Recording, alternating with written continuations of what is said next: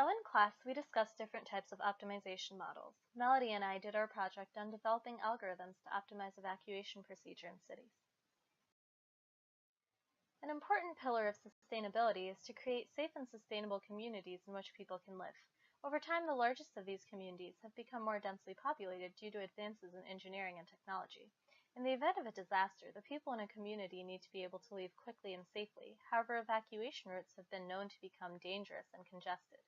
Using computational methods, many researchers have discovered ways to better understand and improve the evacuation process, potentially saving lives.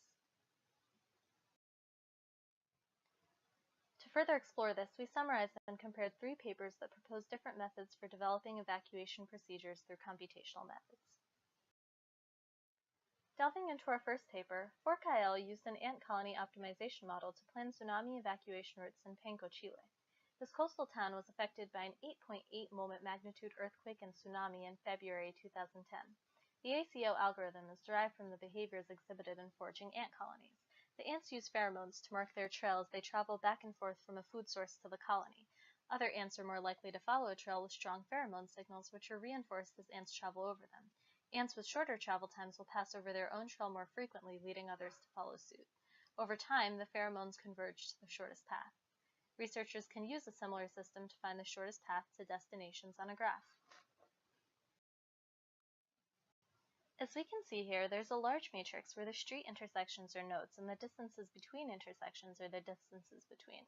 In the first iteration, the researchers let people act with their own intuition to evacuate, and in the second iteration, people followed a greedy approach when looking for the destination, similar to how the ants would follow a greedy approach when they looked for the destination.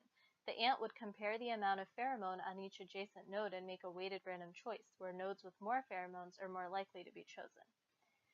This evacuation model used both the distance and safety to determine how much pheromone to leave on the edge of a graph, and over many iterations, the process converged to an optimal solution. There was a significant difference in the evacuation times of ACO routes, up to 7 minutes or 48% less than the evacuation times measured for people evacuating without a defined route. Our second study focuses on proposing a heuristic algorithm to determine optimal traffic flows in an evacuation scenario. The paper starts with a linear programming model for the conditions of traffic in the city that minimizes the total time of evacuation under various physical constraints such as flow conservation. They then define a mechanism for traffic flow propagation that describes how cars move throughout the system. Given this model an initial set of values, the optimal solution can be found through iterating and adjusting. This process continues until the model converges, meaning that the value of the 2 decision variables was small enough to say that the optimal solution was found.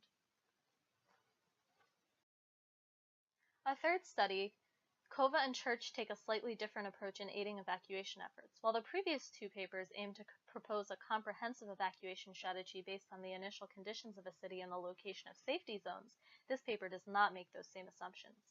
Specifically, this paper does not assume that the boundaries of the evacuation planning zone are known. As a result, the exact population that needs to be evacuated and where the population needs to be evacuated to are unknown. Rather than determining an evacuation strategy, Kova and Church propose a way to identify areas that would be vulnerable in the event of a need for evacuation. This evacuation problem is an example of the critical cluster problem, a network partitioning problem that aims to find the cluster that maximizes average population within the cluster per edge out of the cluster. In other words, what area in the city will have to fit the most traffic on each of its exit lanes to evacuate everyone. Once the optimal parameters for the algorithm are determined, it is validated on a dataset from the city of Santa Barbara, California.